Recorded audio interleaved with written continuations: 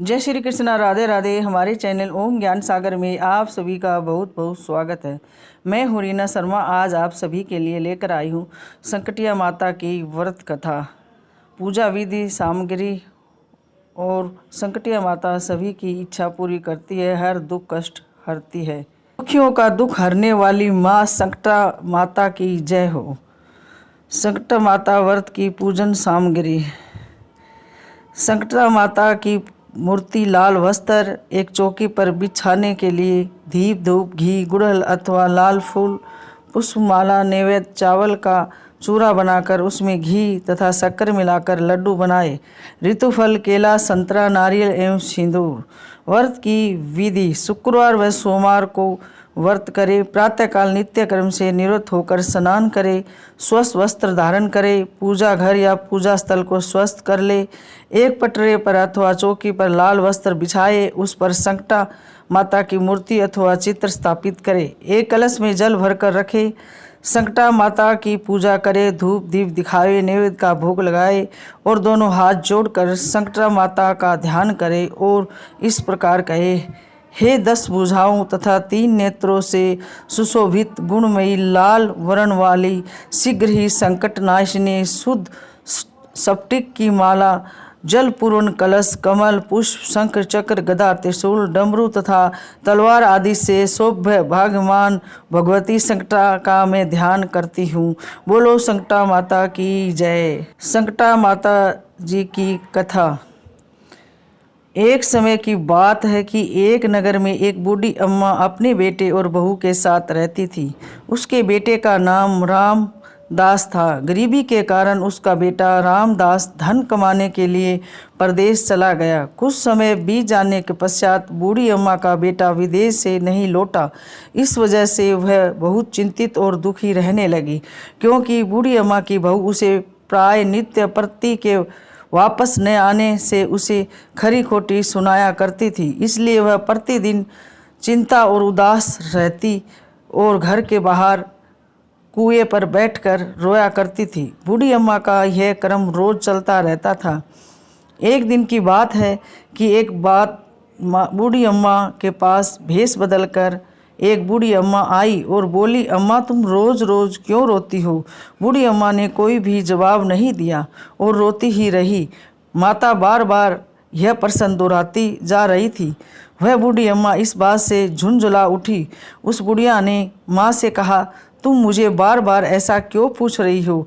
क्या सचमुच ही तुम मेरा दुख जानकर उसे दूर कर दोगी? बूढ़ी अम्मा की बात सुनकर माता ने उत्तर दिया, मैं अवश्य ही तुम्हारे कष्टों को दूर करने का प्रयत्न करूंगी। बूढ़ी अम्मा ने माँ का ऐसा आश्वासन पाकर कहा, मेरा बेटा धन कमाने के लिए परदेश चला गया और कई वर्ष बीत जाने के बाद वह वापस नहीं आया है, जिससे मेरी बहू मुझे बहुत भला बुरा कहती रहती है। यही मेरे दुख का कारण है। बूढ़ी अम्मा की बात सुनकर माँ ने कहा, यहाँ एक वन में संकटा माता रहती है, तुम अपना दुख उनसे सुनाओ कर कष्ट से छुटकारा पाने के लिए प्रार्थना करो।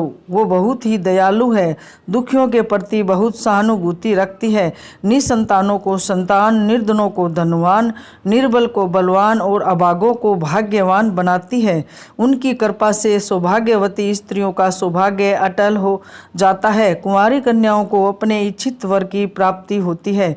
रोगी अपने रोग से मुक्त हो जाते हैं। इसके अलावा जो भी मनोकामना होती है वह सभी माँ पूरी करती है, इसमें कोई भी संदेह नहीं है।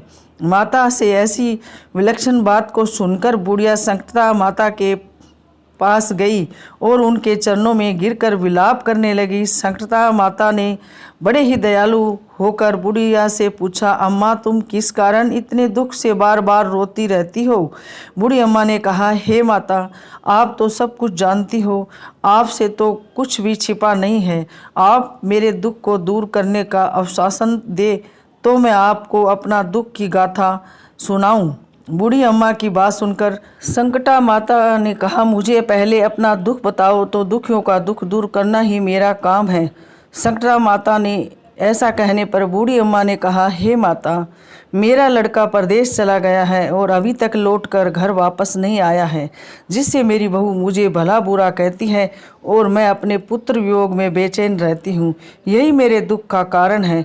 बूढ़ी अम्मा की बात सुनकर माता संकटा ने कहा, तुम घर जाकर मनौती मांग कर विधि विधान से मेरा व्रत धारण करो। पूजा के दिन सुहागन स्त्रियों को बुलाकर उन्हें भोजन कराना। ऐसा करने से तुम्हारा लड़का अवश्य ही तुम्हारे पास आ जाएगा। संकटा माता के कहे अनुसार उस बूढ़ी अम्मा ने मनौती मांगकर पूजा की और सुहागिन स्त्रियों को भोजन के लिए बुलाया। परंतु विचित्र बात यह हुई, जब बुढ़िया ने स्त्रियों के लिए चावल के लड्डू बनाने शुरू किए तो उससे 7 की जगह 8 लड्डू बन गए। इस बात से बूढ़ी अम्मा बहुत ही असमझ में पड़ गई। ऐसा होने का क्या कारण है? कहीं मुझसे गिनने में तो गलती नहीं हो रही है, अथवा अपने 8 लड्डू बन जाते हैं अपने आप, कोई अन्य कारण है? उसी समय संकटा माता एक वृद्ध स्त्री के रूप में अम्मा के सामने प्रकट हुई और बुढ़िया से पूछा, क्यों अम्मा, आज तुम्हारे घर में कोई उत्सव है क्या?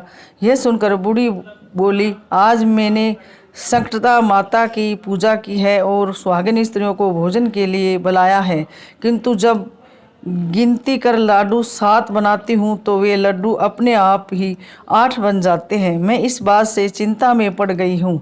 बूढ़ी अम्मा की बात सुनकर संकटा माता ने कहा, क्या तुमने किसी बुढ़िया को भी बुलाया है? बूढ़ी अम्मा ने कहने लगी, नहीं, मैंने ऐसा नहीं किया।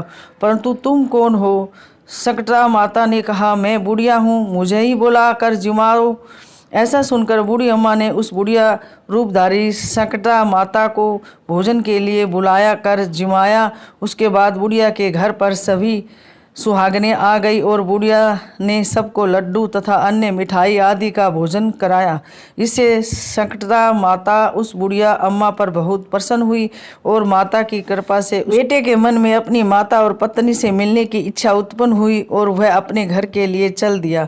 कुछ दिन बीतने के बाद वह बुढ़िया संकटा माता की पूजा कर सुहागिनों को भोजन करा रही थी कि किसी ने उसके लड़के के आने की सूचना दी, लेकिन बुढ़िया अपने काम में लगी रही। उसने कहा, लड़के को बैठने दो, मैं सुहागिनों को जिमाकर अभी आती हूँ। लड़के की बहू ने पति के आने का समाचार सुना। उसी क्षण पूजा छोड़कर पति के स्वागत के लिए तुरंत ही घर की ओर चल दी। लड़के ने अपनी पत्नी को देखकर मन में सोचा कि मेरी स्त्री मेरे प्रति कितना प्रेम रखती है, जो खबर पाते ही मुझसे मिलने आ गई। परंतु मेरी माँ को मुझ पर जरा भी प्रेम नहीं है। मेरे आने की खबर पाकर भी मेरी माँ मुझसे मिलने नहीं आई।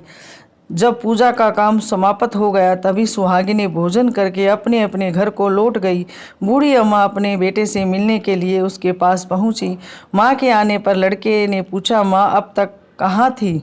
माँ ने कहा, बेटा, मैंने तुम्हारी कुशलता के लिए संकटा माता से मनौती मांग रखी थी, उसी को पूरा करने के लिए सुहागिनें जिमा रही थी। संकटा माता की पूजा का अपमान होने से उनका मन अपनी पत्नी से हट गया। उसने अपनी माँ से कहा, माँ, या तो मैं यहाँ रहूँगा या यह रहेगी। बुढ़िया ने कहा, बेटा, तुम्हें मैंने बड़ी कठिन तपस्या से पाया है, इसलिए तुम्हें छोड़ नहीं सकती। इसलिए चाहे बहू का त्याग भी करना पड़े, मैं कर सकती हूँ। लड़के ने अपनी स्त्री को घर से निकाल दिया। घर से निकलकर बहुत दुखी मन से एक पीपल के पेड़ के नीचे बैठकर रोने लगी। एक राजा उधर से जा रहा था। उसे रोता देखकर राजा रुका और पूछा, तुम क्यों रो रही हो? तब उसने अपनी सारी व्यथा राजा को कह सुनाई। राजा ने कहा, आज से तुम मेरी धर्म की बहन हो, इसलिए रो मत, मैं तुम्हारे सभी कष्टों को दूर करने का प्रयास करूँगा। यह कहकर राजा उस स्त्री को अपने महल में लेकर आ गया। महल जाकर राजा ने रानी को सारी कथा सुनाई और रानी को कहा, देखो, आज से ये मेरी धर्म की बहन है और इसी महल में रहेगी और इसको किसी भी प्रकार का कष्ट नहीं होना चाहिए। राजा के यहाँ पहुंचकर कुछ दिन बाद धर्म से प्रेरित होकर रामदास की स्त्री ने भी संकटा माता का व्रत करना शुरू कर दिया और संकटा माता के निमित्त सुहागिनों को भोजन कराने के लिए बुलाने गई और उन्हें भोजन कराने के लिए रानी को भी बुलाया। जब रानी सुहागिनें लड्डू खाने लगी तो रानी ने कहा, मुझसे तो रबड़ी मलाई और स्वादिष्ट मिष्ठान ही हजम होते हैं, ये पत्थर समान लड्डू कैसे हजम होंगे? ऐसी अवहेलनापूर्ण बातें कर रानी ने लड्डू खाने से मना कर दिया और उसकी पूजा से संकटा माता बहुत प्रसन्न हुई, जिससे कुछ समय बाद संकटा माता की कृपा से रामदास अपनी पत्नी को खोजते हुए राजा के महल में आया। वहां आकर अपनी पत्नी को संकटा माता की पूजा करते हुए देखा तो संकटा माता को हाथ जोड़कर प्रणाम किया और अपनी पत्नी से कहा, प्रिय मेरे अपराध को क्षमा करो।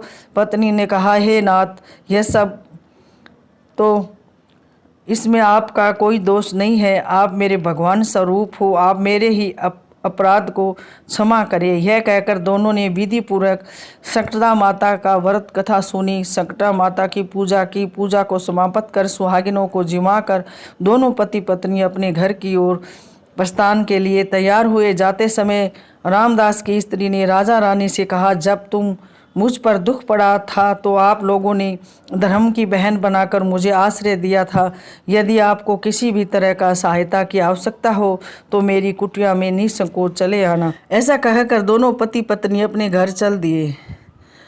संकटा माता के प्रसाद का निरादन करने के कारण रानी पर भारी संकट आ पड़ा। रामदास की बहू के जाते ही उसका राजपाट नष्ट हो गया। ऐसी विपत्ति में रानी ने राजा से कहा, ना मालूम वह तुम्हारी धर्म की बहन कैसी थी, उसके यहाँ से जाते ही सब कुछ नष्ट हो गया है।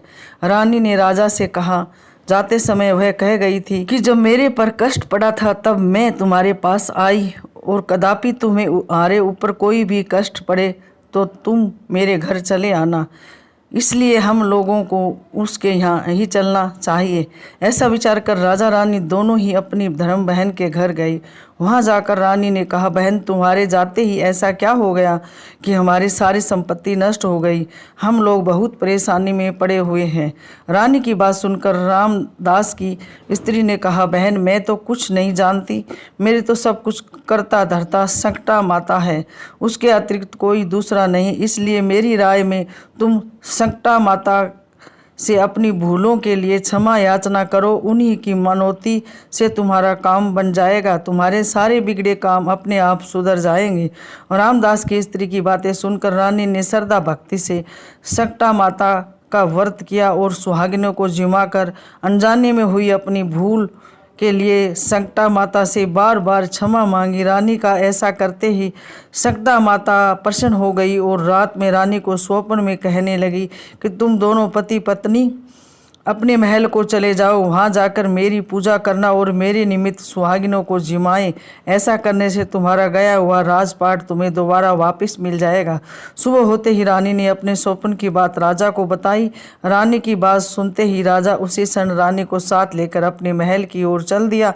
महल में आने के बाद राजा रानी ने संकटा माता के कहे अनुसार पूर्ण भक्ति भाव से माता संकटा की पूजा की और सुहागिनों को भोजन कराया। ऐसा करने से उनका बिगड़ा हुआ सारा समय सुधर गया और सारा राजपाट उन्हें वापस मिल गया और वह पहले की तरह राज्य में सुख भोगने लगे। सभी के दुख संकट हरने वाली संकटा माता की जय। बोलो संकटा माता की जय। संकटा माता की व्रत कथा पूर्ण होने के बाद आरती करे और प्रसाद को बांटे। शाम होने पर अपना उपवास खोले और भोजन में केवल मीठी वस्तुएं ही ग्रहण करें। संकटा माता रानी की जय। संकटा माता की जय। सभी के कष्ट हरने वाली संकटा माता की जय। सभी को कहानी सुननी चाहिए। कहानी सुनने से सभी संकट कष्ट दूर होते हैं। ये थी संकटा माता की कथा। पूजा विधि, सामग्री और व्रत कैसे करते हैं, इन सभी के बारे में हमने आप सभी को बताया। आशा करते हैं कि आप सभी को हमारी जानकारी ज़रूर पसंद आएगी। और हाँ, हमारे चैनल ओम ज्ञान सागर को सब्सक्राइब करना ना भूलें। प्लीज़ वीडियो को लाइक और सभी परिवार दोस्तों के साथ जितना हो सके ज़्यादा से ज़्यादा शेयर करें। हाँ, बेल आइकन को दबाना ना भूलें ताकि सबसे पहले वीडियो आप सभी के पास पहुँचे, आप सभी सुन सके, जान सके और सभी के साथ ज़्यादा से ज़्यादा शेयर कर सके। तो मिलते हैं ऐसी ही और एक नई जानकारी के साथ। जब तक आप लोग सभी स्वस्थ रहे, मस्त रहे, उन्नति करे, तरक्की करे। माता रानी की आप सभी पर सदैव कृपा बनी रहे, यही हम माता से प्रार्थना करते हैं। जय श्री कृष्णा। राधे राधे। धन्यवाद।